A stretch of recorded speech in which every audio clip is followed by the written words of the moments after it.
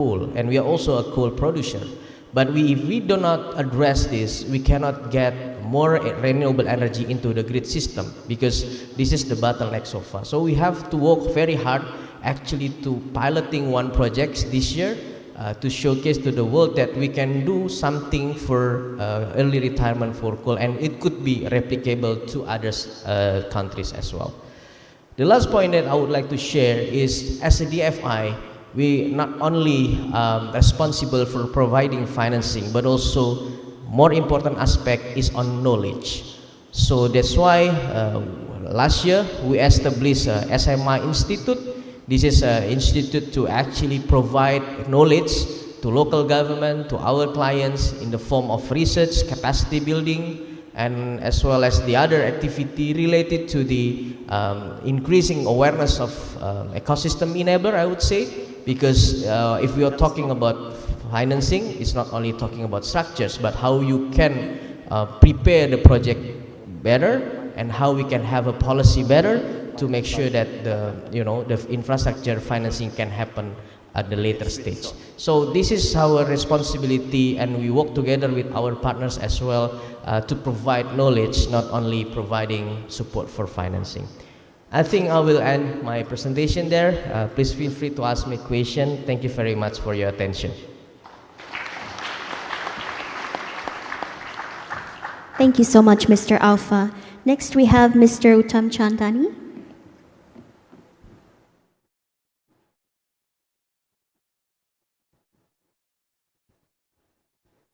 So good afternoon, everyone. First, I'd like to thank our host, His Excellency Dr. Kautak from the Ardb. Thank you for having us in the beautiful Sofitel Hotel this afternoon. So I'd like to start my presentation with my contact, because this session is about partnerships and collaboration. You may scan my QR code to get my contact details, because I believe your network is your net worth. And so for everyone in this room, I'd love to connect with you at some point to see how we can work together in doing something together. So the Philippines today is probably one of the rising stars in Southeast Asia. We're probably expecting between 7 and 8% growth over the next 5 years in our GDP. We're also going to cross the $3,500 GDP per capita mark. We should be closer to 4,000 by the end of 2028. So one of the things that the Philippines has been struggling with is the agriculture sector. Coming from a majority of our GDP in the 70s, we're down now to about 9.8% of our GDP coming from the agriculture sector. But the services in the BPO industry, as well as the OFW, as well as the foreign remittances that are coming into the country, is actually what's fueling the economy in the Philippines. Inflation is controlled. We have our headline numbers at about 6.5% for our interest rates, but our inflation rates have come down to about 3.5% in the recent months. So the financial sector has about 13,000 banking offices. We have about 85,000 e-money agents through the mobile wallets, with GCash and PayMaya being the leaders in the mobile wallet game. We also have 15,000 money changers and pawn shops, which are servicing a lot of the rural areas as well. The MSMEs are the backbone of the economy. 99.97% of the businesses that are registered are micro, small, and medium. We were just speaking with Robert from SBC that a majority of these businesses, only 3,000 are large corporations. And one of the goals we have together through this conference is to try and set a goal of doubling our large-scale businesses, doubling our medium-scale businesses, as well as increasing our micro and small businesses in terms of graduation. So we're exploring dedicating a certain fund from our book to be able to double the expansion for the medium to large and small to medium. So, being in conferences like this, being in collaboration zones like this is actually very beneficial, not just for us, but nation building for the country as well. So 7 out of 10 Filipinos don't have access to formal financing in terms of formal banking sector. The SMEs are 30% of our GDP, but about close to 70% of our employment. And so one of the things that they really lack is the access to affordable financing for MSMEs. We have close to $400 billion in our total banking portfolio in terms of assets. Close to $200 billion is in total loans. Only about $3 billion as of 2021-2022 is flowing to the MSME sector directly. We have close to about $10 billion flowing to consumer loans as well as the informal loans that are being given to MSMEs. But there's a large gap between the market that's needed as well as what's being provided by current financial institutions and the banks. And that's really where we come in.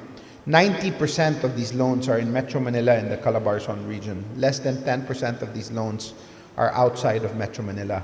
So there's really a large gap outside of the main capital in terms of access to financing. Most MSMEs have about 27 days of cash buffer. So you can tell that the working capital needs for MSMEs are not being met by most of the financial institutions or banks as of today, because the working capital need for MSMEs is definitely more than the 27-day cash buffer that they have.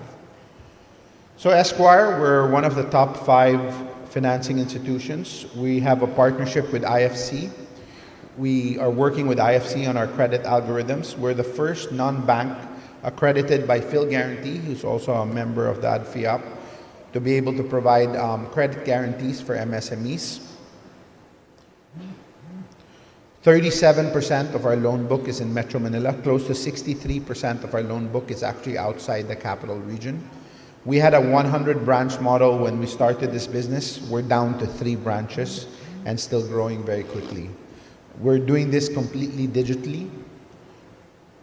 So technology is really at the forefront of our expansion and growth over the next few years. We feel that technology is really what will set us apart from all of the other financing companies as well as banks in the country today.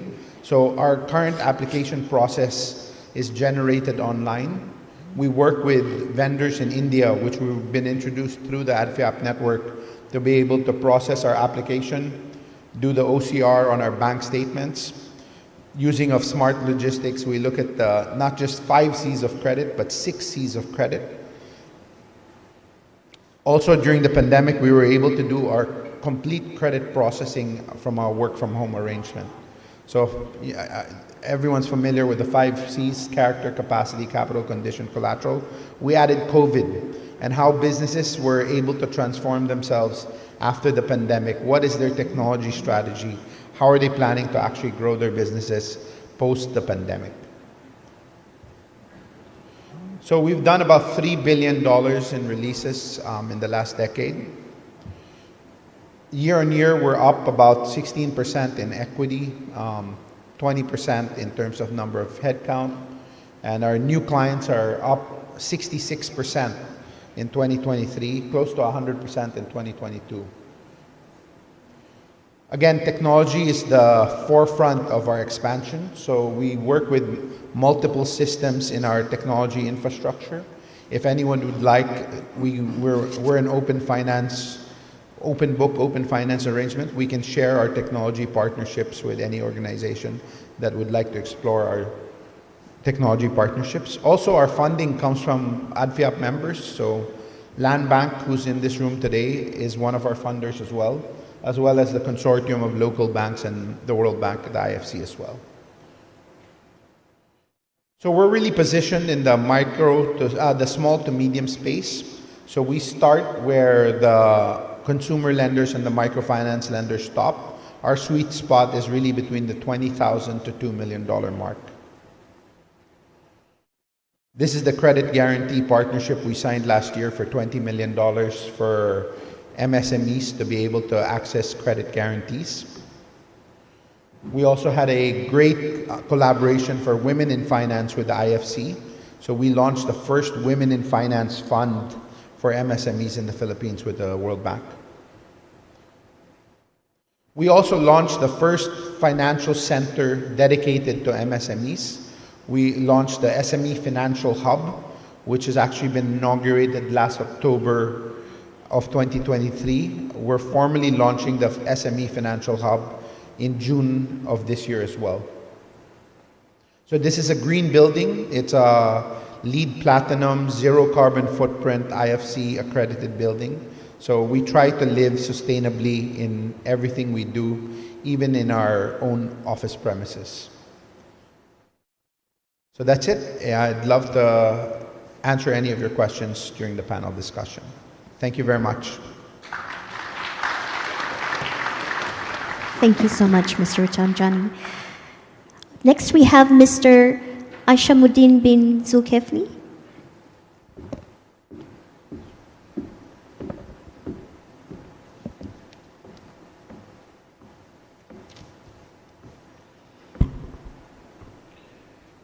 Very good morning to all distinguished guests and delegates, ladies and gentlemen. It is my pleasure and great honor to be invited as one of the speakers in this distinguished event. Thank you very much to the organizing committee for inviting me. Allows me to introduce a little bit of about my background. My name is Mr. Aisham. I am a Deputy CEO of Tekun Nasional Malaysia. Together with me is on the floor, Puan Suhaili. Tekun Nasional. Where do I go? Is it? How do you go?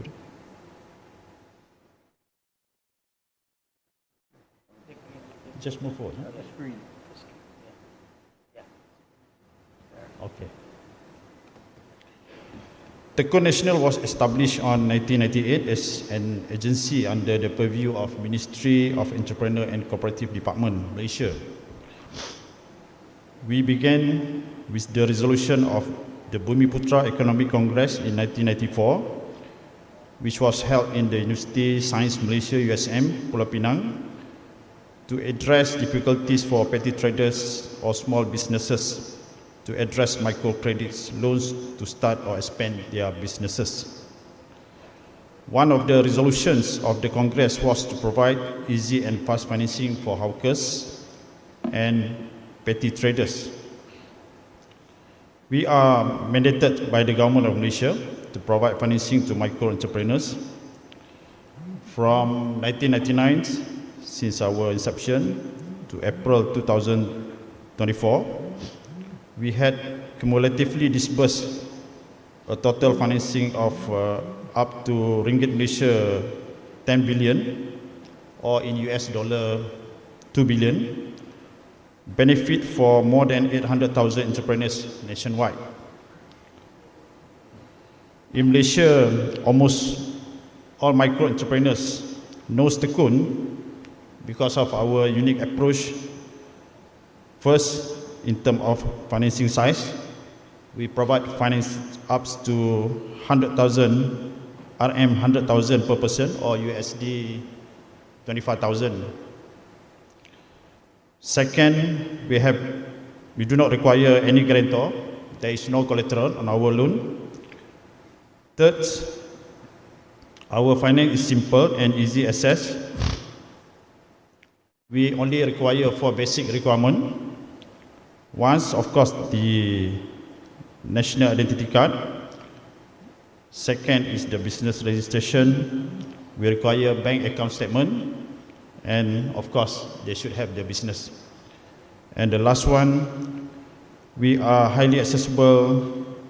We have over 173 branches across the country, supported by 14 state office, and more than 1,300 staff strength. So our main goal is to provide financing for business capital for micro entrepreneurs, to promote a culture of entrepreneurship and encourage fund saving to practice among the micro entrepreneurs, We offer guidance and support services, and also for them to establish a network among the entrepreneurs.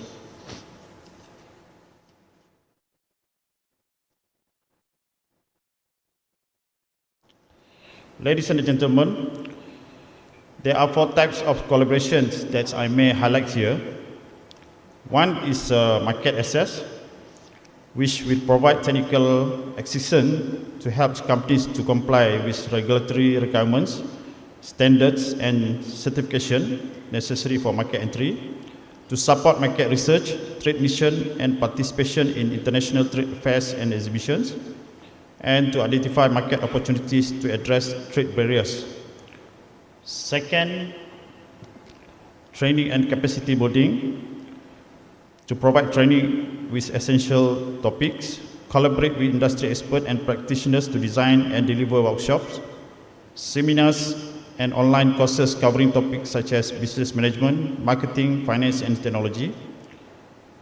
The third type of collaboration is technology, to identify emerging technologies and support technology-driven businesses, to provide funding and mentorships to start up working on innovative solutions, and leverage technological advancements in financial services such as digital banking, blockchain, and AI-driven risk assessment.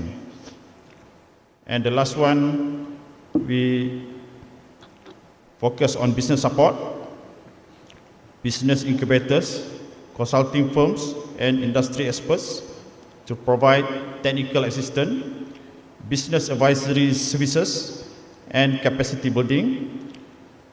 Also, collaboration with regulatory agencies and policymakers for creating and enabling environments for business growth, including streamlining regulations.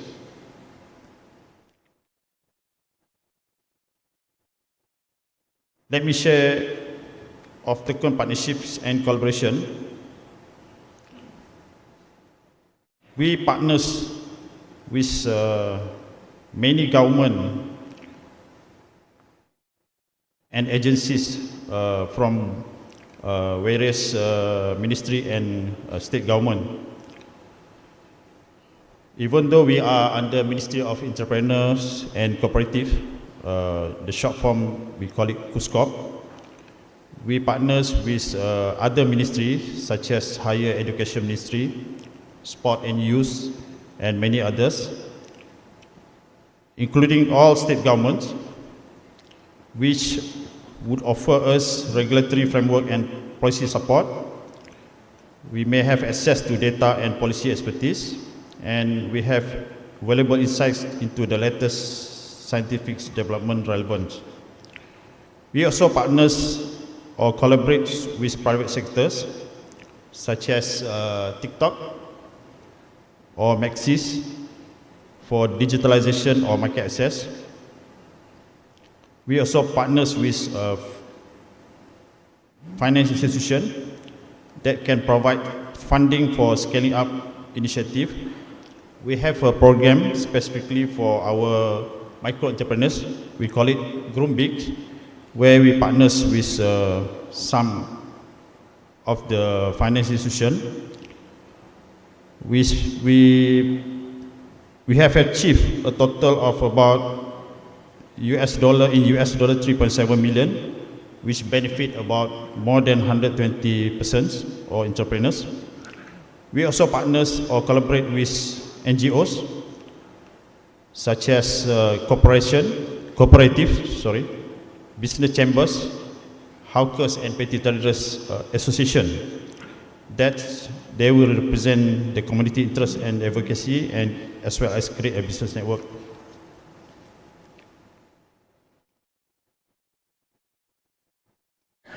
Let me share here one of the successful Tekun collaborations. We call it a graduate business program. GBP is one of the successful partnership and collaboration implemented by Tekun in collaboration with various ministries, agencies and companies. Although we are an agency that provide business financing, but with this structured partnership and collaboration, we succeed in creating graduates to do the business. Under this program, we managed to create about 500 graduates to be entrepreneurs with total financing about US dollar 350,000. So through the government, of course, we obtain participant and then registrar the business. Through the industry player or trainer, they provide training. Through the company, they provide coaching and mentoring, provide e-commerce platform, and from the entrepreneur itself, they become successful entrepreneurs through the business model or package that we offer.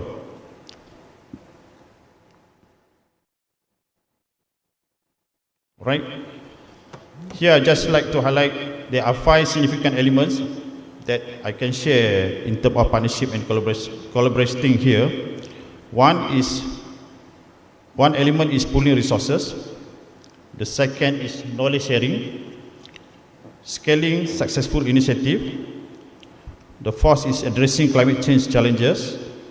And the last one is promoting sustainable development. In conclusion, partnership and collaboration play a crucial or important roles for us, enabling our organization to achieve shared objective, leverage our resources, share knowledge and scale up our initiative, drive innovation and unlock new opportunities. So with that, I end my presentation today. Thank you very much. Thank you very much, Mr. Aishamuddin. Next, we have Ms. Alexandra Matvieva.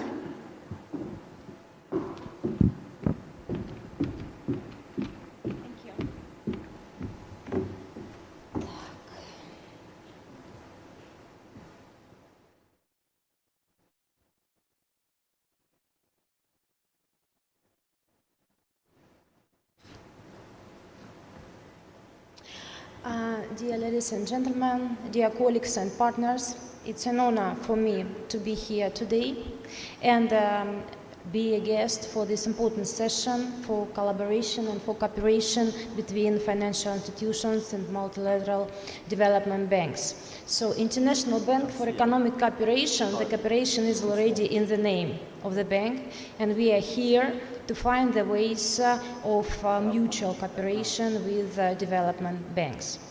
So our bank mission is to develop international supply chain and contribute to the sustainable development. Our business profile focuses on development of trade financing, and our main expertise is trade finance. So actually the bank is a multilateral financial institution with 60 years old history. Currently we have 3 shareholders. It's Vietnam, Mongolia and Russian Federation. I'd like to show your attention to this slide, which shows that we are very different, and each of the bank has its own competences, products and range and scopes.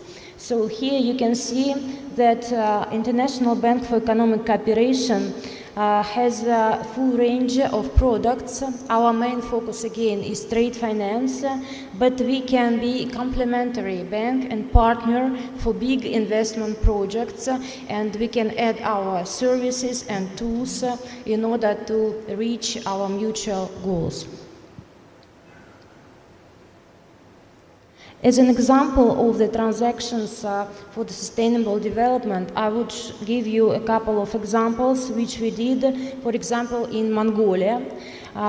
International Bank for Economic Cooperation supported green loan programs for small and medium enterprises through our partner bank, Trade Development Bank, Mongolia.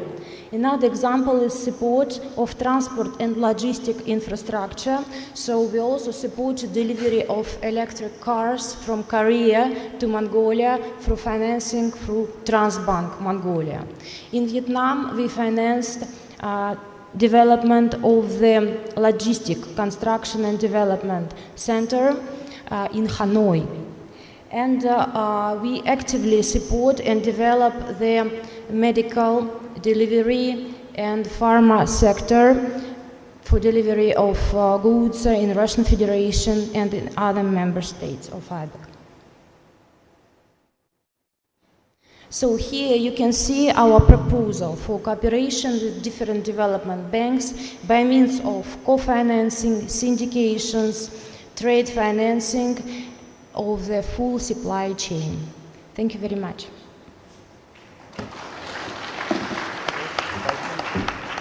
Thank you so much, Ms. Matveyeva.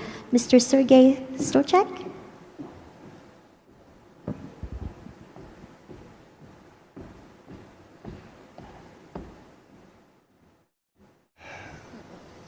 Good day to all. First of all, I would like to say that there would be no presentations, so your eyes can have a bit of a rest. But be very, please pay attention to my words. The words I consider much more important than the slides. So, our moderator had a chance to say that yesterday we discussed quite a lot about the topic of our agenda during these sessions. Yes, a lot, having in mind that if we discuss, for example, blended finance, it means that without strong partnership, without many participants, any project based on the financing, on blended finance, cannot be implemented. In our case at VEB, when we use blended finance, and it is called project finance facility, or we call it factory, but it's facility. Normal case when at least 10 participants are participating. So it means without close partnership and collaboration between stakeholders, it would be simply impossible to reach the aim we agreed on at the beginning of the project. Yeah. But I'm not going to describe our work. I'm here today just to attract your attention to a bit broader thing. I'm going to speak about multilateral cooperation. Multilateral cooperation at large, meaning at the macroeconomic level and macro-political level. At this stage of development of global economy, multilateralism is not an option. It is not an option, absolutely. It's a necessity as we are looking for a more equal, more resilient, and more sustainable world. Strengthening multilateral cooperation is in interest of both nations and people, both business and our clients. The DFI's clubs, as our club, FIAP, have both the capacity and responsibility to open new pathways to global cooperation and strengthen multilateralism. There are three elements that could help our club or our clubs to be of added value in reaching these important aims. First, strong reliance on global public goods and benefits of cross-border cooperation with a multilateral system, the system which seeks and able to minimize spillovers and negative outcomes of unilateral measures. The system that can provide a clear direction for collective actions while minimizing distrust. You know, trust and distrust, there's two sides of the same coin, and without trust, there's nothing going to happen in terms of better life for our people. Second, the promotion of our experience, which has a clear evidence that there is need to rethink the role, rules, and collaboration of key international organizations, existing multilateral arrangements and global economic governments in order to make the multilateral system work better. And there is a need to elaborate on a common vision which they aim to develop smarter multilateralism, first of all, as a necessary means for sustainable development and for the global climate agenda.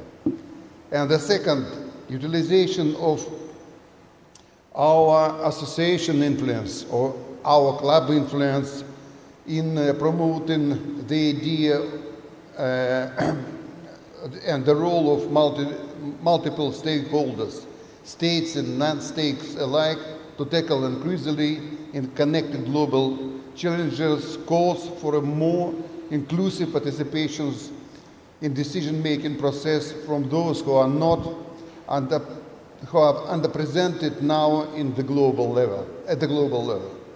The need to transform the global economic governments by ensuring inclusive representation and correcting those outdated and unfair international financial architecture where developing countries remain underrepresented in decision-making bodies is more acute than ever.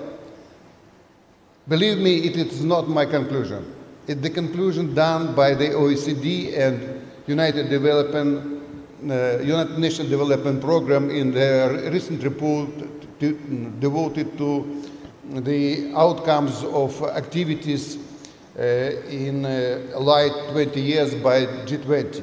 So the time for collective actions is very high, and I think that our club, our associations can be of great support in these activities, in enhancing cooperation and partnerships globally, not only locally in these regions.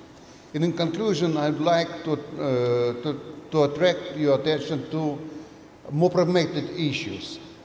One, devoted to the fact that United Nations Development Program with the G20 representatives worked together to generate country-level data and insights on SDGs aligned investment opportunity areas.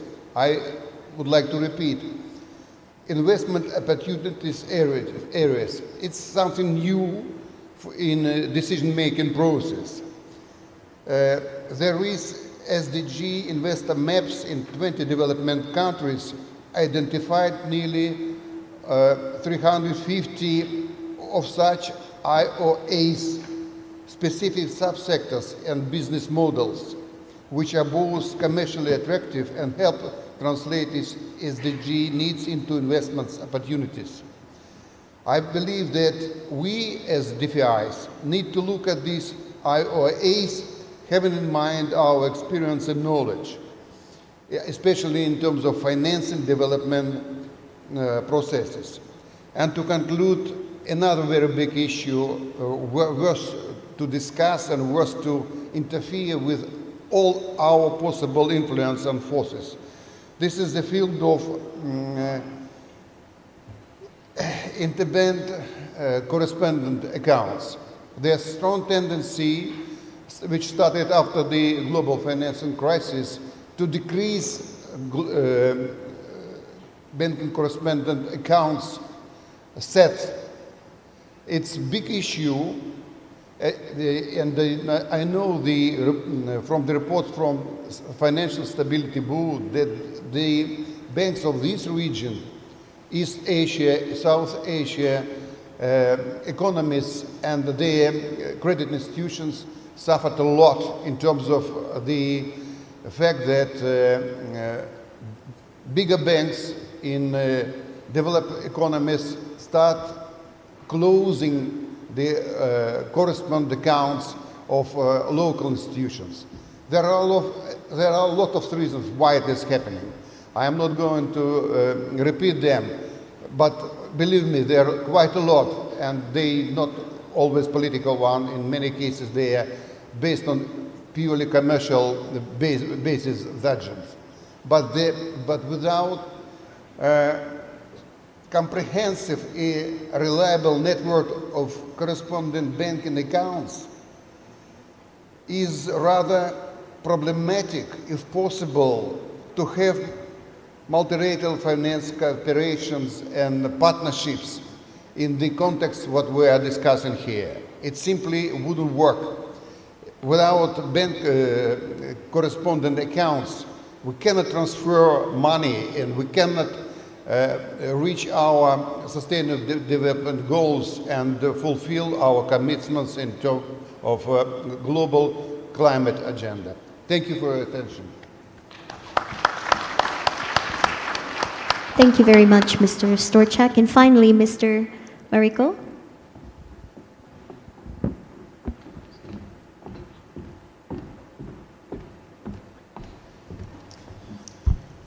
Thank you very much, Madam Moderator. Good morning to everyone.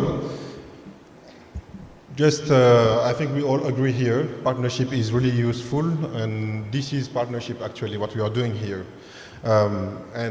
Sergey just said that partnership is not a luxury, it's a necessity, and I totally agree with that. Actually, I was about to tell you, if you think partnership is expensive, try isolation or try ignorance. I mean, it's pretty much the same. We need partnership because it brings also the knowledge on how we operate, and it shows also our difference as public development banks somehow, and how we work with the others. I just want to take this opportunity to tell you a little bit about the AFD, the French Development Agency, which I represent here as Deputy Executive Director for Mobilization and Partnership. In 2015, actually, there was a big strategic move within the French state. At the time, France was negotiating the Paris Agreement, and to fulfill the commitment on raising the objective of climate finance from the country, AFD has been asked to raise its commitment by 50%. So we had to move from 8 billion a year to 12 billion a year. So you don't do it in like that, or in 2 years or 3 years. And we had to do that in a short amount of time. And so the strategy at the time was that we have totally redefined the strategy of the bank and putting the partnership in the middle of the work process, meaning the partnership by design. And that was pretty much written like that.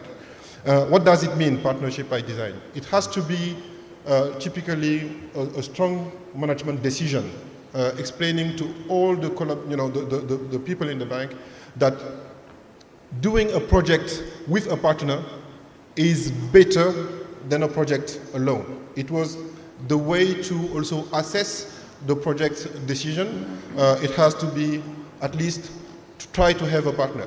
So the result of that is that by doing this partnership of design, by design, the bank, AFD at the time, succeeded to have 50% on all the commitments still now are made with other partners. 50%, between 40 and 50% of our projects every year. And I'm speaking about 12 billion to 14 billion every year.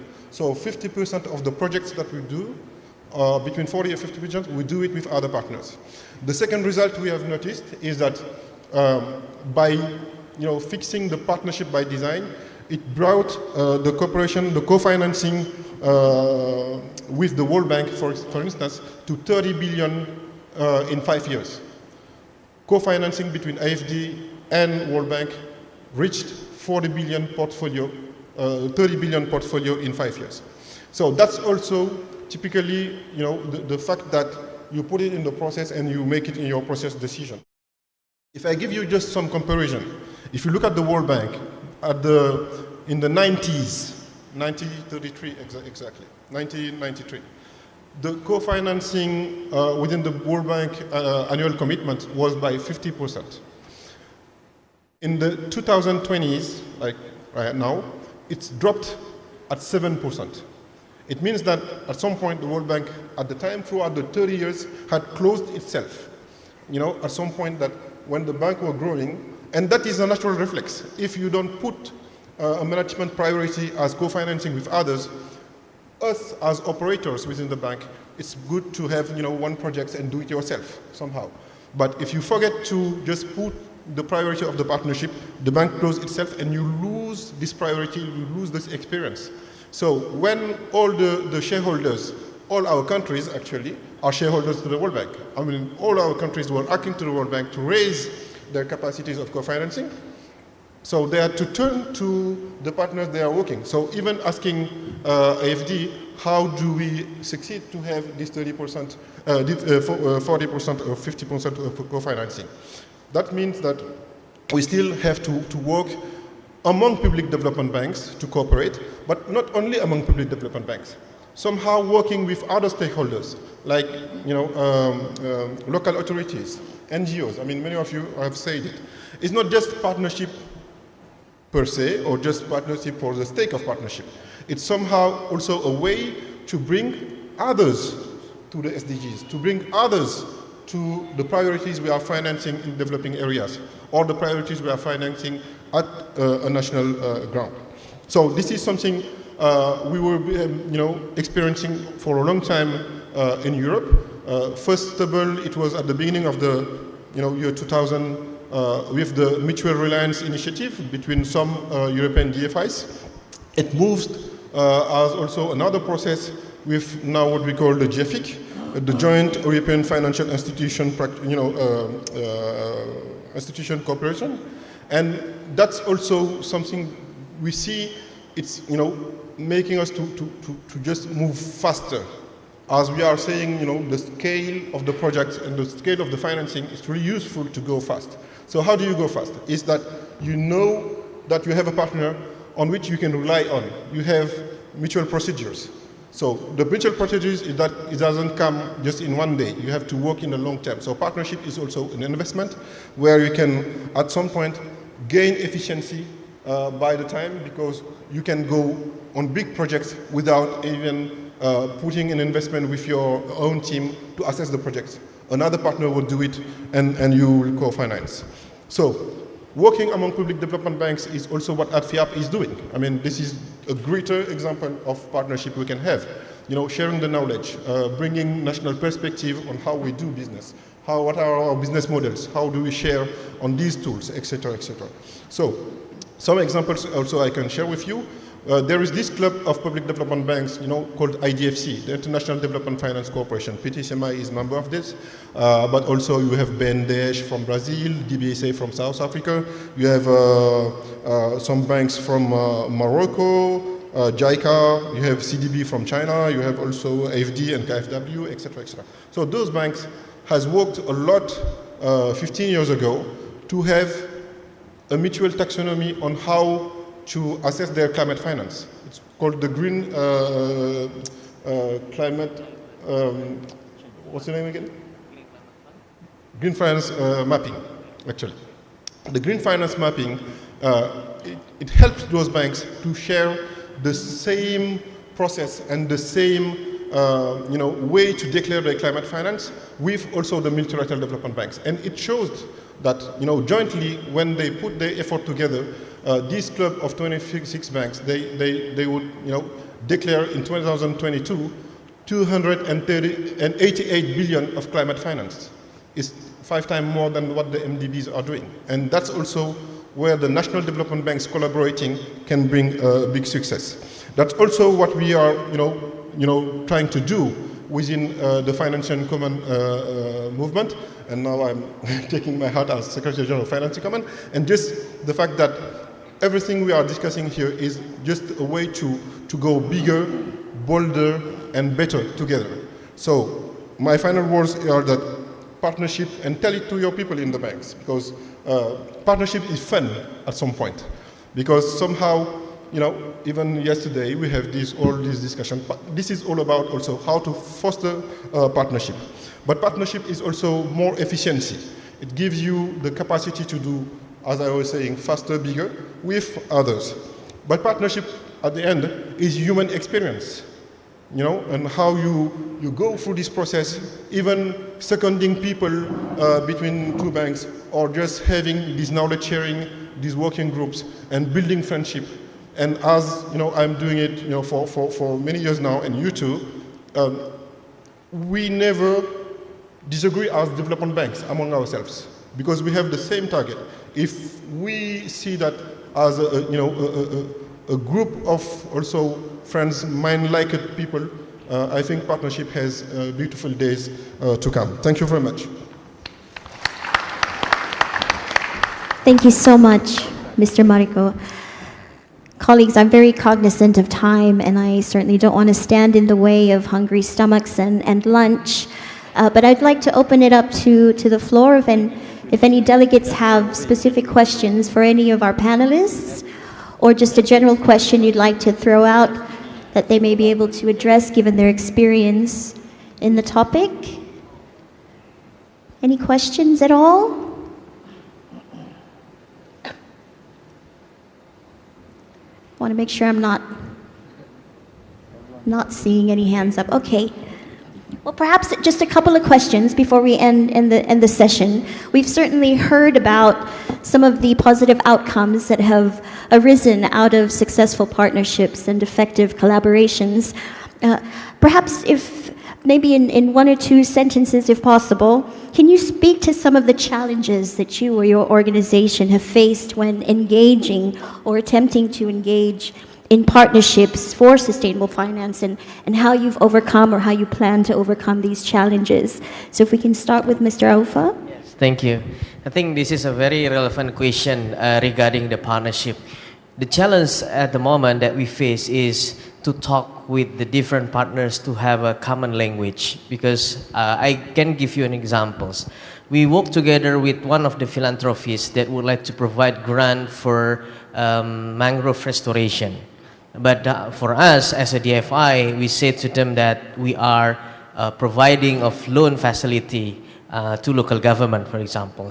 And it is requiring a lot of time to negotiate, to convince them that the grant money that they can provide to us could be blended in one structures. Because philanthropic perspective is how they can disburse the money every year and how it can create an outcomes. So how it still can be blended in one structures. This is the way we have to convince them. We have to show that it can work. So it requires 2 years just to convince them to provide some grant money to us, and then we can blend it in one facility. But for the second time, it is only 3 months just to have a same understanding. So that's the challenge when we actually trying to conduct a partnership with different lenses, different perspective, to have a common language to our goal. So that's maybe something that we can do together to actually involve many partners and many stakeholders in the sustainable finance area. So maybe that's my point. Thank you. Thank you so much, Mr. Alpha. Mr. Uttam Chandiani, you talked a little bit about the financial and economic landscape in which your organization operates. Can you also speak to maybe one or two challenges you've encountered and how you've overcome those challenges? Sure. I think with every partnership and collaboration, you're dealing with different cultures, you're dealing with different organizations. So one of the things that is important is setting up the goal for the partnership, as well as setting up flexibility measures within the organization. When you have a common goal, when you can speak the same language with the same culture, then achieving the partnership is very easy. And the only way to do that is using flexibility. I'll cite an example. Being the first non-bank to have accessed IFC funding in the Philippines, as well as being the first non-bank to be able to have access to credit guarantees, we had to adjust what these organizations were looking for.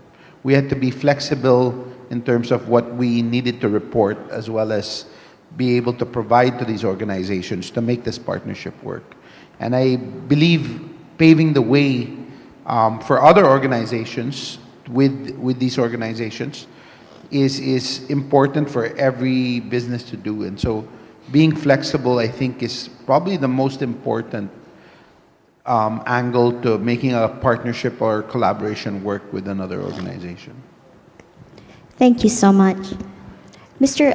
Ashamuddin, just kind of listening to your presentation, you seem to deal with a lot of private sector and public sector entities in your partnerships. Can you speak a little bit about what key considerations we need to keep in mind when selecting partners for successful collaboration? In my opinion, there is no business that we can do it alone. It has to be together, win-win situations. And of course, we should succeed together, isn't it? So if we look at the business model as a whole, from the smaller perspective to the biggest, I mean, from the government to the bottom, the peoples, of course, in my context is the entrepreneurs, it is related to each other. So one of the biggest challenges that my organization face is the financial allocation, for example. So based on that amounts, then we enable us to provide the loans to the entrepreneurs. Of course, we do expect good feedback or good positive collaboration with the entrepreneurs, for example, in terms of repayments. That's a simple way of we look at it. And to the others, probably to the government, for example, ministry and all that, of course, on the policy matters, right? So how we should address in accordance to the needs of the industry, the requirements of the entrepreneurs. So as far as our government is concerned, we will try to our level best to meet the necessary requirements so that they can get the necessary assistance from us, especially in terms of our finance, to enable them to do the business well. Thank you. Thank you so much. And Ms. Medvedeva, the same question, but perhaps from your perspective in dealing with multilateral relationships, what are some of the key considerations that you bear in mind when you're selecting partners for partnership? Yeah, thank you very much. I think now it's very important to have a wide range of partners, and both in multilateral financial institutions and, of course, commercial banks are also key here. Because, for example, we have access to finance small enterprises, not directly, but through the commercial banks. So we provide a loan to commercial bank, and thus we also meet this SDG goal to finance SME sector as well. And another key point for cooperation with commercial banks is correspondent banking accounts, which is also key to be able to disburse and to receive the financing back. Thank you so much. Mr. Storchak, you brought up some very valid points, and I appreciated your sentiments, especially regarding trust and distrust. Certainly in the credit world, trust is very important. But if you could comment a little more about the political and maybe regulatory landscape that some of us have to face, and perhaps how the regulatory landscape or political landscape can sometimes be very prohibitive to partnerships and collaboration, and perhaps some ideas you might have to overcome those. Well, thank you very much for this particular question. Especially second part of it, devoted to regulation. We just mentioned quite a lot, not discussed in details, but mentioned quite a lot about blended finance practices, which is going to be the cornerstone of climate financing in coming years. I believe simply there's no way but use blended finance, having in mind that we need to private sector participations, and we cannot rely absolutely on state money or philanthropic money. And this is where the regulators are hesitating. They're not interfering with the speed and the activities worth enough for recent stage of activities, of necessities, I would like to say. We still lack regulations devoted to the blended finance. And I believe it's not only my own view that blended finance need to special regulations, because it's mostly about de-risking. And de-risking and regulation, they needs to go hand in hand, step by step.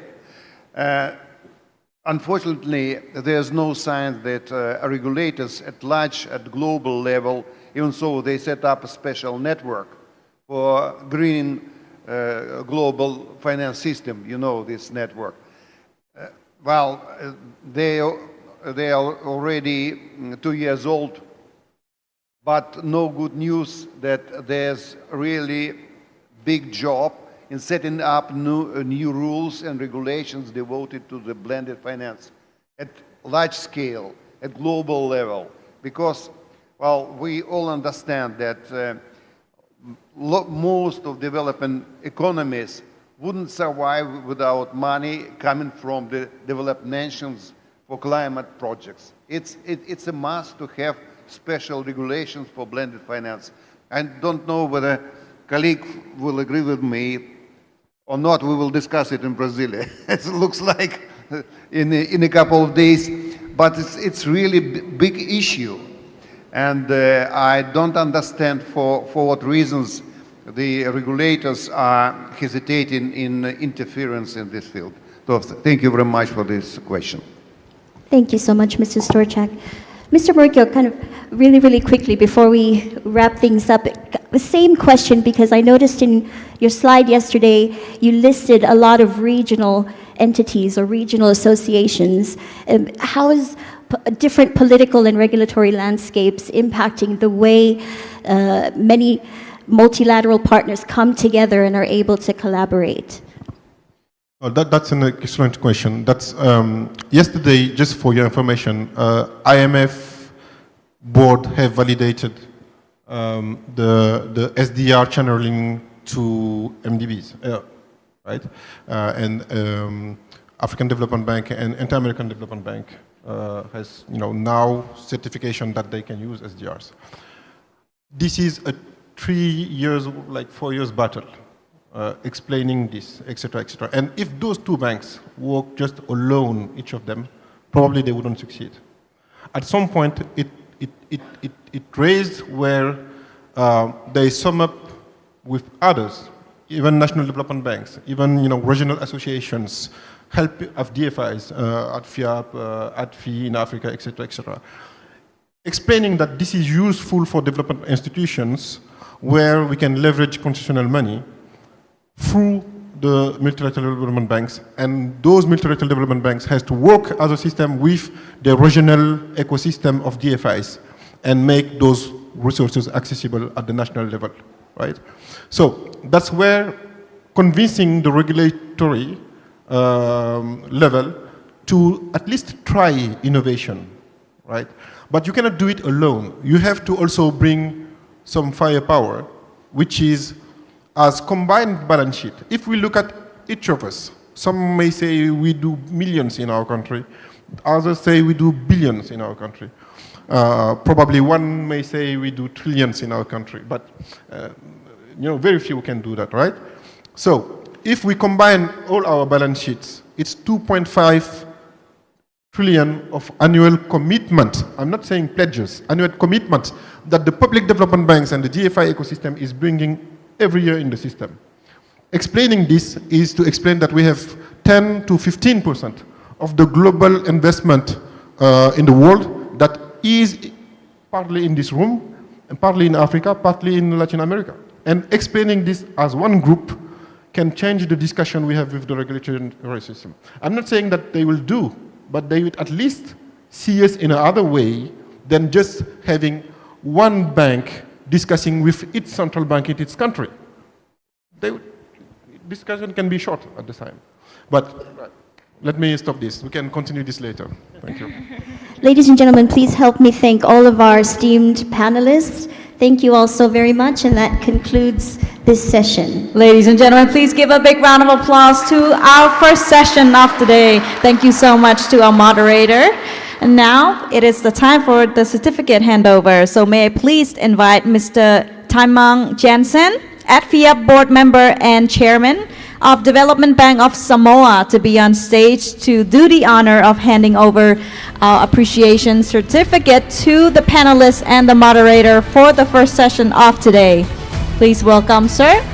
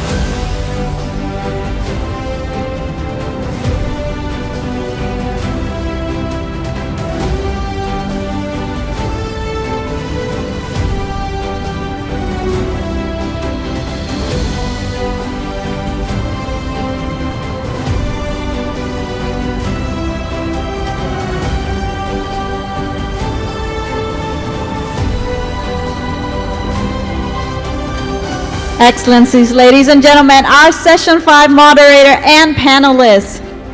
Thank you so much. May I please take one group photos together? For the panelists, the moderator.